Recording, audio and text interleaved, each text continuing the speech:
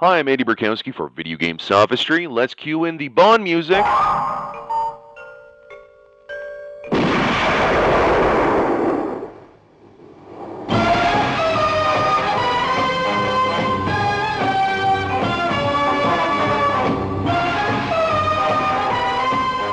I'm here with Dino Verano, associate producer for the upcoming James Bond game 007 Legends. Thank you so much for stopping by to talk. Hey, thanks for having me. Appreciate it. Now, personally, are you a big Bond fan? Yes, I am, actually.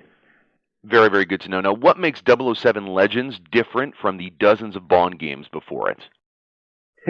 Well, there are a lot of Bond games before Mhm. it, but this Bond game in particular is actually, it's multiple Bond games rolled into one.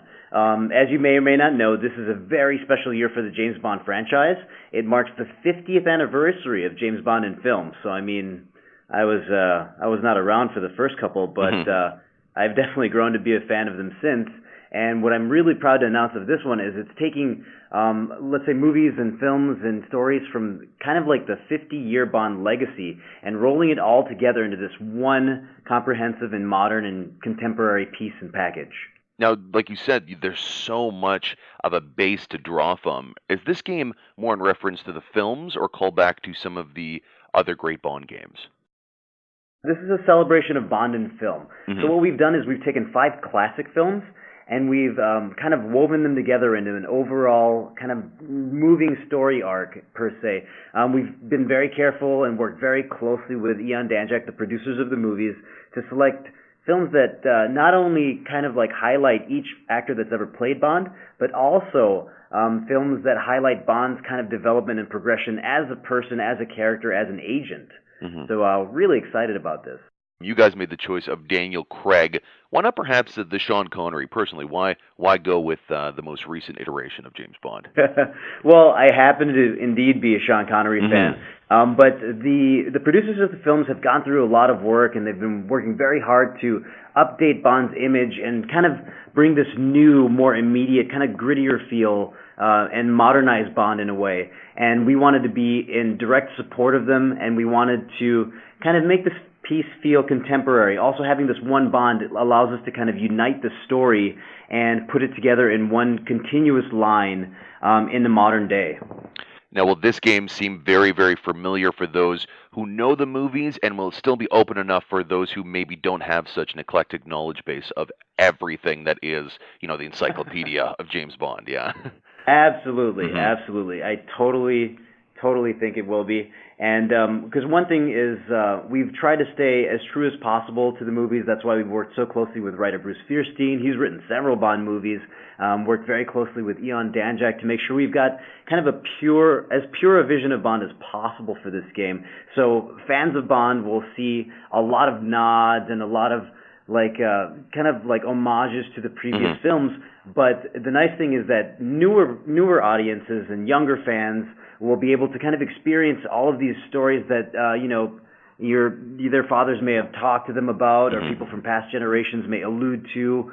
But maybe they haven't experienced it just yet themselves. So this is a really great opportunity for old Bond fans as well as new Bond fans to kind of share a similar Bond experience.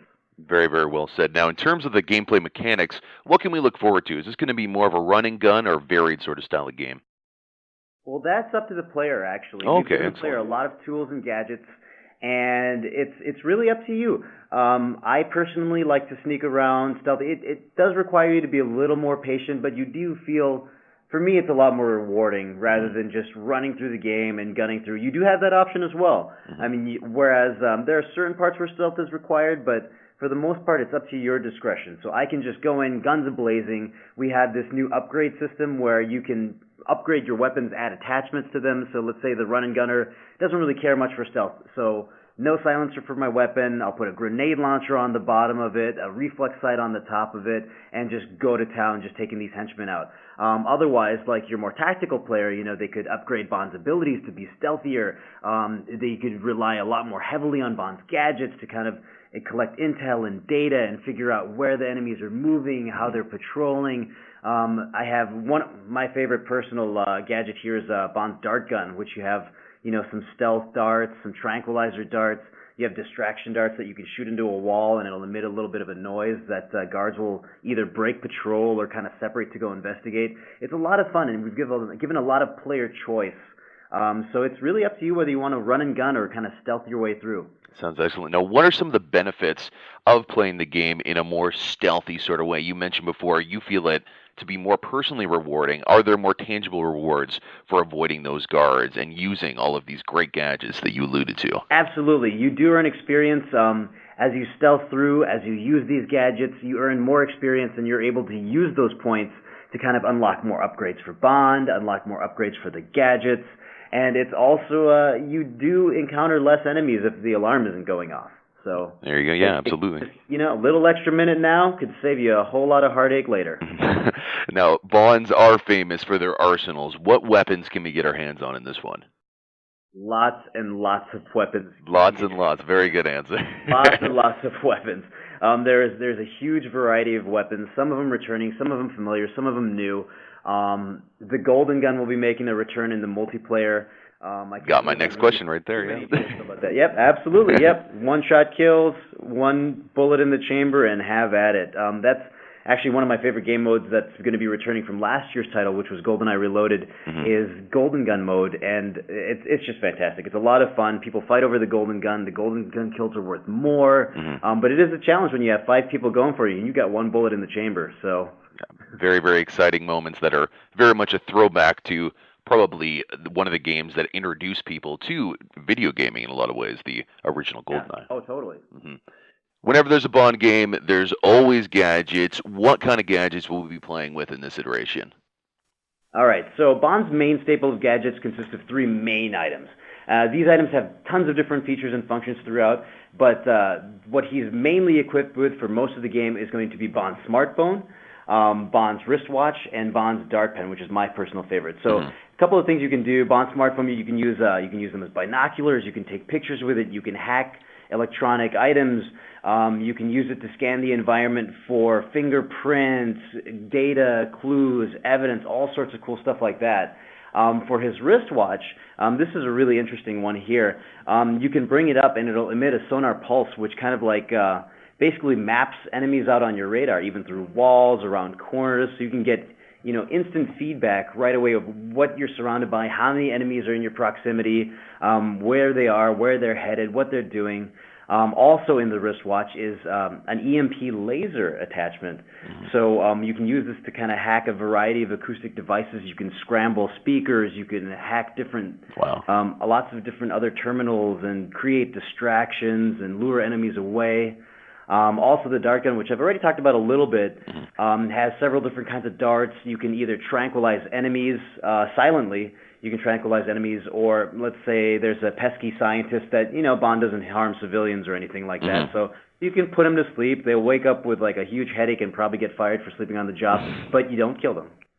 So, there you go. Yeah, explain. So it seems as if you're taking the policy of a few main types of gadgets that can be used in a million different ways, sort of thing. Absolutely, yeah. And it's great because it's not just how sometimes you have this one gadget and you use it once and you never use it again. These gadgets will be used throughout the entire game. Very good. Throughout the entire game, unless you decide to just run and gun through the whole thing, then by all means, just put a gun on and go have at it.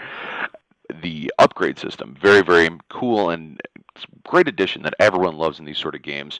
What exactly will we be able to upgrade? Because you mentioned that we can upgrade our guns, we can do something with our gadgets. Can you talk about that a little bit? Absolutely. So there are a couple different ways to upgrade and a couple different things you can upgrade. All of the weapons you have, you can add attachments to them. You can purchase upgrades for them. So let's say I have a rifle and I want to use it, but let's say I want to be stealthy, so I'll put a silencer on it. And these are kind of like, they're going to be supply crates kind of throughout the levels where you can purchase this equipment, add attachments to your weapons. So I can add a new sight on, I can add any kind of underbarrel attachments, I can add silencers, I can add whatnot, to kind of like shape the way that I want my weapons to be. But not only can you do that, you can also upgrade certain parts of your gadgets. You can upgrade even Bond's physical abilities can be upgraded. So if you want to run faster, or let's say that you like to sneak a lot, there are upgrades that improve Bond's stealth ability. There are upgrades that improve Bond's combat ability, overall health, endurance, all of that stuff that can be upgraded through that system. Multiplayer. Big thing for any of these Bond games. Can you speak to how multiplayer will be incorporated in 007 Legends?